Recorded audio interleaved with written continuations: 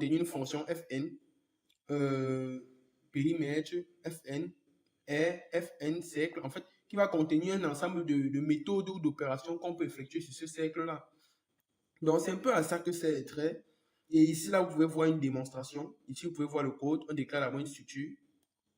On déclare un trait qui va avec. Et on implémente le trait sur la structure. Donc, on va essayer de voir ça je vais dire, dans le code. Donc, c'est un peu de ça qu'il s'agit. On va essayer de voir ça dans le code.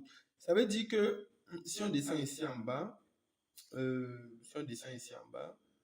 on a des traits et tout.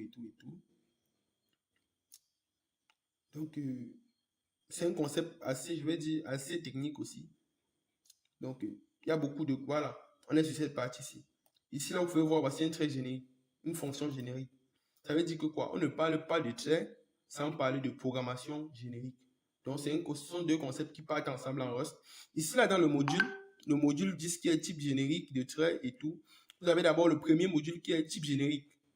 J'ai préféré un peu sauter le type générique et revenir directement sur les traits. Parce qu'on peut aussi utiliser les traits dans le cas où on n'a pas de type générique. Mais aussi les types génériques, c'est aussi un concept assez lourd.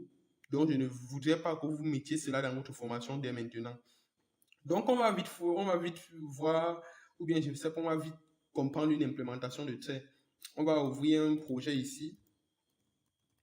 On va faire cargo new. C'est course. Donc, on va faire, pour dire que c'est un cours sur les trains, on va faire cd. Ok, on va faire code.